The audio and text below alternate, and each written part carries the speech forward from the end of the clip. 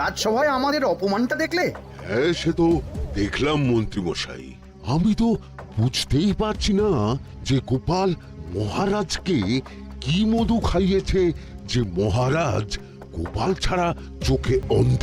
আরে আমরা যেন মহারাজের কাছে ফেল না, কিছু একটা করতেই হবে। আমার মাথাটা গরম হয়ে যাচ্ছে।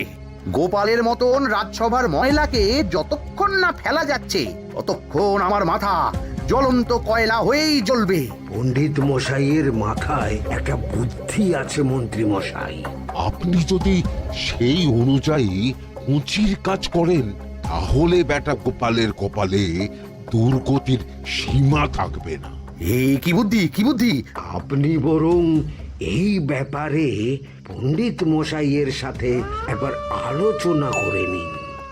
আমি চলি, কেমন? আমি চলি।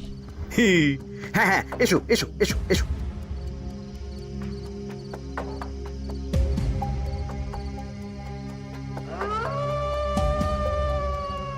আরে ওই তো আমার বাঁ হাত ঘটা আসছে, বেটাকে দিয়ে একটা কাজ করাতে হবে।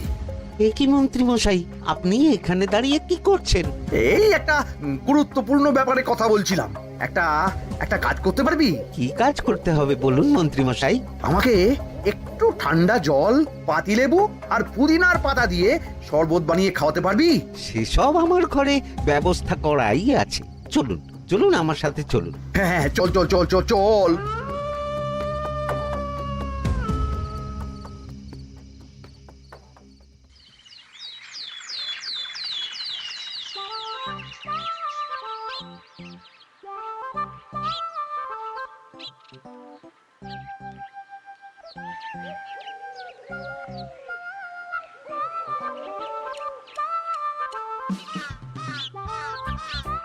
কি ব্যাপার পণ্ডিত, এত গুম মেরে আছো কেন? সকাল সকাল গিন্নি খুব বকেছেন মনে হচ্ছে। গিন্নির বাক্য সুধায় কান ভরে গেছে, আর কিছুই কানে ঢুকছে না। আরে দাঁড়াও দাঁড়াও পণ্ডিত, দাঁড়াও জ্যোতিষী। পণ্ডিত তো আমার কথা শুনতেই পেল না মনে হচ্ছে। তুমি তো দূর থেকে বলেছ, আমি তো বলেছি পাশ থেকে, তাতেও শুনতে পাইনি। কানের পোকা হলো নাকি? কি গো পণ্ডিত, ব্যাপার কি? কেমন বুঝছো? এ তো ভয়ানক কর্ণকোষ্ঠবদ্ধতার লক্ষণ। তুমি কচু বুঝেছো? আমার হয়েছে কর্ণগোপাল, তোমাদেরও হতো, কিন্তু তোমাদের দোকান কাটা বলে হয়নি। তুমি আমাদের অপমান করছো। তোমাদের অপমান বোধ থাকলে কোনো শব্দই কানে ঢুকতো না, শুধু একটাই শব্দ কানে বাজতো, গোপাল গোপাল গোপাল। এবারে রাজসভায় কিভাবে হেনস্থা হতে হলো মনে নেই?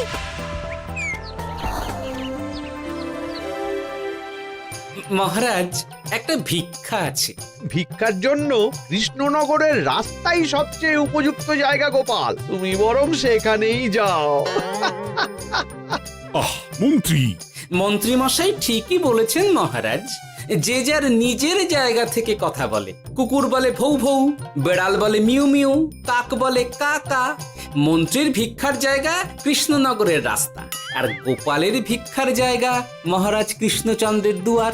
বলো কি ভিক্ষা? বাড়িতে পুজো আছে মহারাজ, খরচা অনেক, কিছু ঋণ আবশ্যক। যদি 100 মোহর। ঋণ তোমাকে আমি দিতে পারবো না গোপাল। পুজো উপলক্ষে তোমাকে আমি 100 মোহর দিলাম। মহারাজ, আমিও ঠিক এই কথাটাই বলতে যাচ্ছিলাম। আমরাও তাহলে বাড়িতে পুজো করব। পুজোর জন্য আমাদের অনেক খরচ, তাই যদি... অবশ্যই অবশ্যই, কত ঋণের প্রয়োজন খাজাঞ্চির কাছ থেকে নিয়ে নিও, সুদটা আমি মাফ করে দিলাম। মহারাজ, গোপালকে দান আর আমাদের ঋণ? হ্যাঁ, কারণ তোমরা নিজেরা খাবে, কিন্তু গোপাল অন্যদের খাওয়াবে। গোপালের মতো মানুষের সঙ্গে থাকাই হলো রাজধর্ম। কিন্তু তাছাড়াও তোমরা হলে 80 যাই বেতন পাই দলের লোক। গত 1 বছরে তোমার কোন মন্ত্রণা দেশের কাজে এসেছে? পণ্ডিত কোনো নতুন তত্ত্ব শুনিয়েছে? জ্যোতিষী কোনো অমোঘ ভবিষ্যৎবাণী করেছে? আর বৈদ্য 3 বছর ধরে আমার হাঁটুর ব্যথা সারাতে পারেনি। কিন্তু গোপাল, গোপালের ভাঁড়ে হাস্যরসের কখনো অভাব হয়নি। মনে আছে? আছে। কিন্তু করার তো কিছু নেই। আছে। কিছু ভেবেছো নাকি পণ্ডিত? তোমাদের মনে আছে মহারাজ মোহর দেওয়ার পর গোপাল সেদিন বলেছিল, কি গোপাল, খুশি তো? মহারাজ, আপনি আমাকে এক মুঠো ধুলো দিলেও আমি খুশি। সেই ধুলো মুঠোই আমি সোনা মুঠো করে ফেলবো। মনে নেই আবার? একটু ঝেড়ে কাশো তো দেখি পণ্ডিত, কি ভেবেছো? যা হবে দেখতেই পাবে।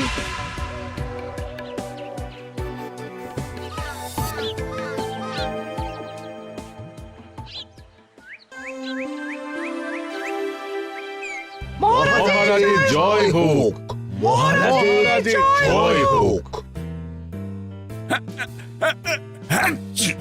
ওরে বাবা, এই যে সকাল সকাল চান করে ঠান্ডা লেগে গেল মনে হচ্ছে।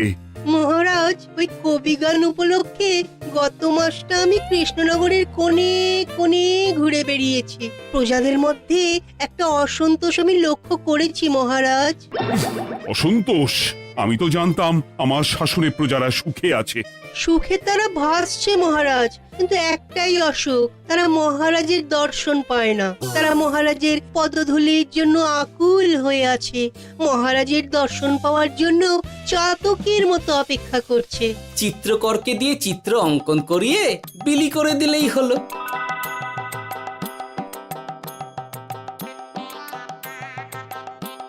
খুব ধুলো হয়েছে মহারাজ, কিন্তু এত ধুলো। কালকের ঝড়ে ঢুকেছে। ঝাড়ুদার,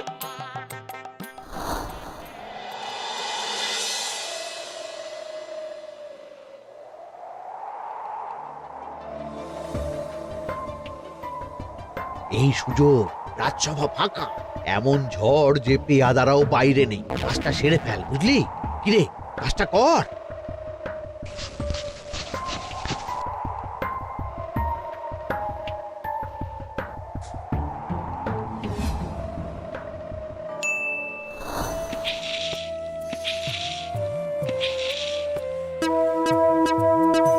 এত ধুলো! উফ, মহারাজ, কাল ঝড়টা বড় সাংঘাতিক হয়েছিল। তা বটে। আচ্ছা গোপাল, তুমি বলেছিলে মহারাজ তোমাকে এক মুঠো ধুলো দিলেও সেটা সোনা হয়ে যাবে। এখনো সেই কথাই বলছি। মন থেকে বলেছিলে না মহারাজকে তেল দেবার জন্য? তেল দেওয়ার দায়িত্বটা তো আপনি নিজের কাঁধেই নিয়ে ফেলেছেন। আমি যা বলি সত্যি বলি। আজ যদি এই 4 ঝুড়ি ধুলো মহারাজ তোমাকে উপহার দেন, তখনও একই কথা বলবে? নিশ্চয়ই। মহারাজ, গোপালকে এই 4 ঝুড়ি ধুলো দেওয়ার হুকুম হোক। কি গোপাল, আমি তোমাকে যদি এই ধুলো ঝুড়িগুলো দিই, তা থেকে সোনা আসবে নাকি?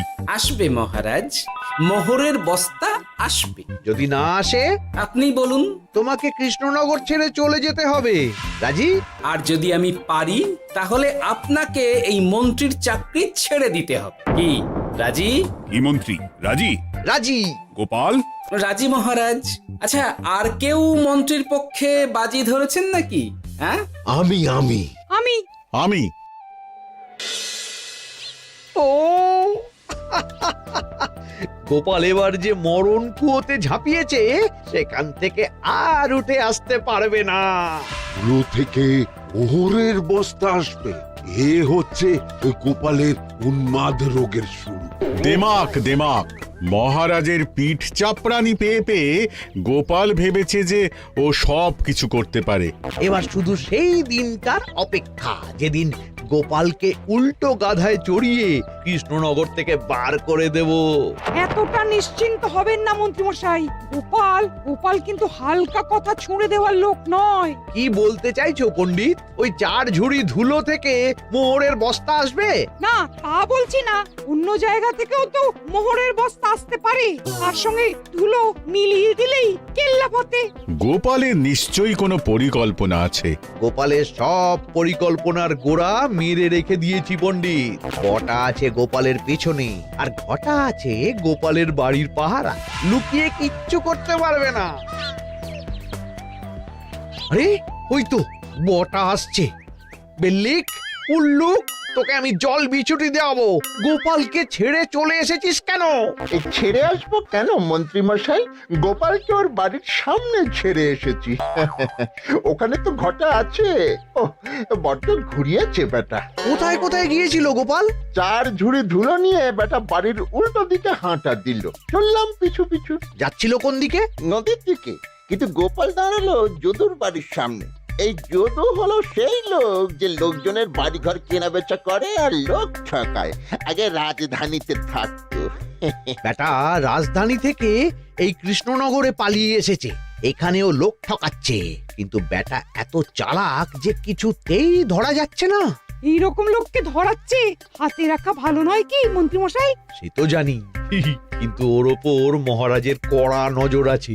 এখন ওর সঙ্গে সম্পর্ক রাখা খুব ঝুঁকি। যাই হোক, তারপর? হ্যাঁ তারপর যদু, যদু রে, গোপাল খুড়ো, আরে তুমি এখানে কি করছো? দেখতেই তো পাচ্ছিস ধুলো। তবে যে সে ধুলো নয়, মহারাজ কৃষ্ণচন্দ্রের পদধূলি। শুনিসনি বোধহয় এখন কৃষ্ণনগরে সবচেয়ে বেশি চাহিদা মহারাজের পদরেণু।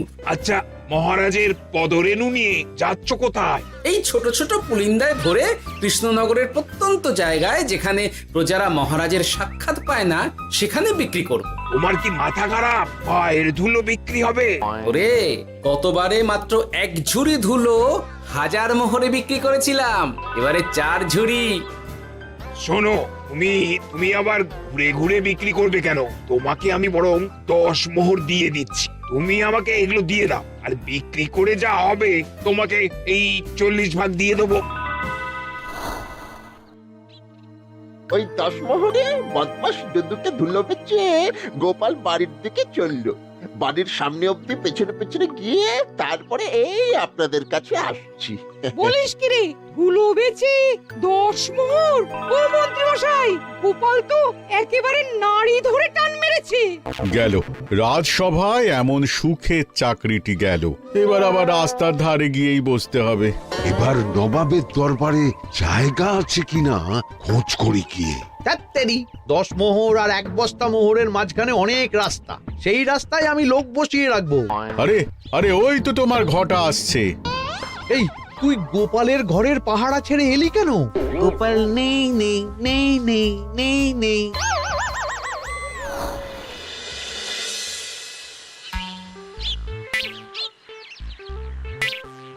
আরে, ভয় পেলি নাকি? না না না না না, ভয় পাবো কেন? শোন, তোকে পেয়ে আমার খুব ভালো হলো বুঝলি। তোকে আমার একটা কাজ করতে হবে। বলো বলো। আসলে বুঝলি, আমার না গিন্নিকে নিয়ে তার বাপের বাড়ি যাওয়ার কথা ছিল, কিন্তু হঠাৎ বিশেষ কাজে আমাকে খামবাজে চলে যেতে হচ্ছে। এখন আমি গিয়ে গিন্নিকে বললে বুঝতেই পারছিস কুরুক্ষেত্র হয়ে যাবে একেবারে। তাই আমি কাউকে খুঁজছিলাম যে আমার বাইরে যাওয়ার খবরটা আমার গিন্নিকে গিয়ে দেবে। তুই পারবি বাবা ঘটা? ওরে বাবা, আরে আরে আরে, ভয় পাস না, তোকে গিয়ে মুখে কিছু বলতে হবে না। এই নে, এই চিঠিটা আমার বউকে দিবি।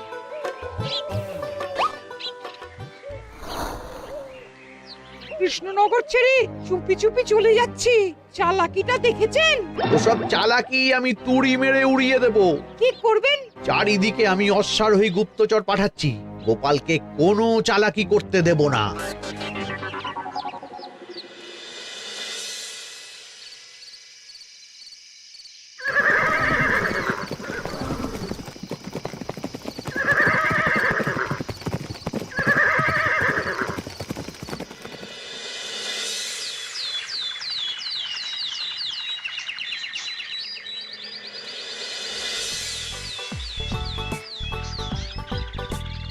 অং বং পিং পং। হ্যাঁ, ওরে বাপ রে, এ আবার কি বলে? মানে বুঝিতে পারিলে না?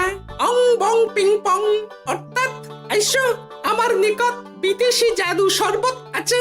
ইহাতে তৃষ্ণা নিবারিত হয়, শক্তি বৃদ্ধি হয়, ঘুম ভালো হয়, সম্পর্কের উন্নতি হয়, জামা কাপড় ফর্সা হয়, তু শব্দ না করে সকাল সকাল কষ্ট পরিষ্কার হয়, মূল্য মাত্র 1 মোহর। বোঝো, ওইটুকু অং বঙ্গের মধ্যে এত কিছু? ঠিক আছে, তা দাও দেখি। আপাতত টেস্টটা তো মিটু, বাকিগুলো পরে বোঝা যাবে।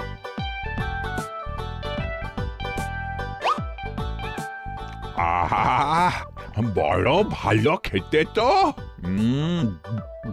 আহ, ঠং ঠং অর্থাৎ শক্তি বৃদ্ধি হলো।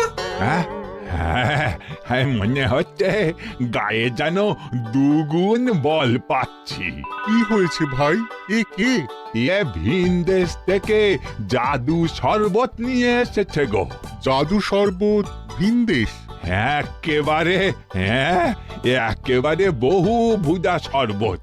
খেলে তেষ্টা যাবে, গায়ে জোর হবে, ঘুম হবে, সম্পর্ক ভালো হবে, জামা কাপড় ফর্সা হবে, সকালে হ্রাস করে পেটও পরিষ্কার হবে। সে কি? দাও গো ভাই, আমাকেও দাও।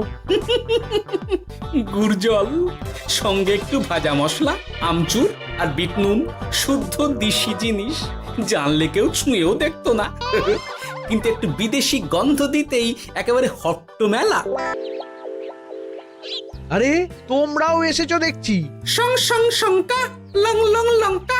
মানে অর্থাৎ এই শরবত খেলে আর শঙ্কা নাই, বুদ্ধি লঙ্কার মতন ঝাল হয়ে যাবে। তারপর ডং ডং ডঙ্কা, টং টং টঙ্কা, ফাইন ফাইন, অর্থাৎ টাকা আসবে আমার কাছে।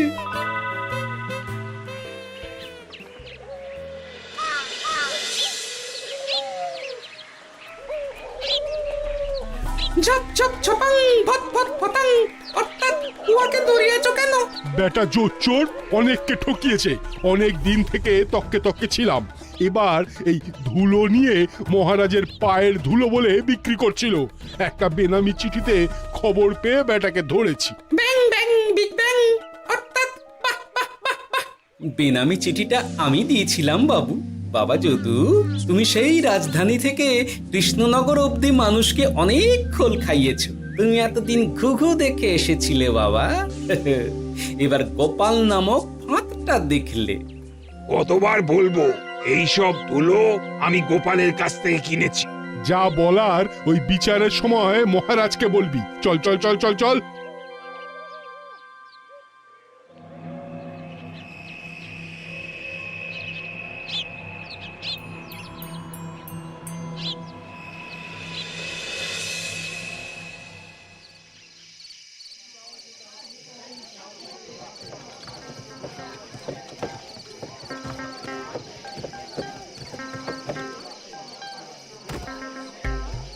ঝন্টু মন্টু ননাং ফু। নাও ঠেলা। সাহেব বলে কি ফু দিয়ে দিতে হবে? কি বলছো সাহেব? বুঝতে পারছি না, কোথায় ফু দেব? ঝন্টু মন্টু ননাং ফু। অর্থাৎ লবণ আছে? আছে আছে সাহেব আছে। কত লাগবে? ভান্ড ভরি আন্ডাকারি। অর্থাৎ যা আছে সব।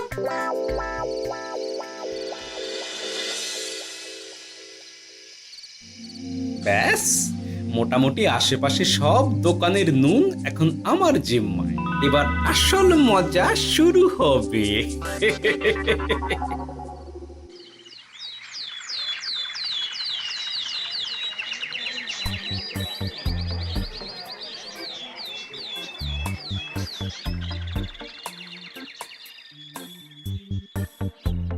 নুন আছে? না হুজুর, গোটা কৃষ্ণনগরেই নুন নেই। ওই দেখো, পুরো রাজসভাই বাজারে জড়ো হয়েছে। শান্তামনা, শান্টু মন্টু। আবার কি বলছে রে বাবা? শান্তামনা, শান্টু মন্টু। অর্থাৎ জনগণ শ্রবণ করুন। নান্টু কান্টু, নুন কিনিবেন আন্টু আন্টু। আসুন আসুন। আমার আমার এক সের নুন লাগবে। শান্টু, অবশ্যই 100 লবণ 10 মোহর। এক সের 10 মোহর? 10 মোহর লইবেন না লইবেন না? না, নেব না। উত্তম উত্তম, গান্ডে পিণ্ডে ঢিসুম ঢিসুম। অর্থাৎ তাহা হইলে নুনের বদলে গৃহিণীর প্রহার ভক্ষণ করুন। আমাকে এক সের নুন দিন। আমাকেও আমাকেও। নুন ছাড়া বাড়ি ফিরলে গিন্নি ঘর ছাড়া করবে আমাকে। শুনলাম কৃষ্ণনগর থেকে নুন উধাও। আছে মহারাজ আছে কৃষ্ণনগরের সব লবণ আমার নিকটে আছে 110 মোহর। এত দাম? দাম তো হবেই মহারাজ, লবণ ছাড়া রান্না কেমন হবে ভাবিয়া দেখুন। ঠিকই বলেছ, রাজপাকশালেও তো রান্না বসেনি। 100 সেরের মতন রাজপ্রাসাদে পাঠিয়ে দাও। 1000 মোহর দিয়ে দাও।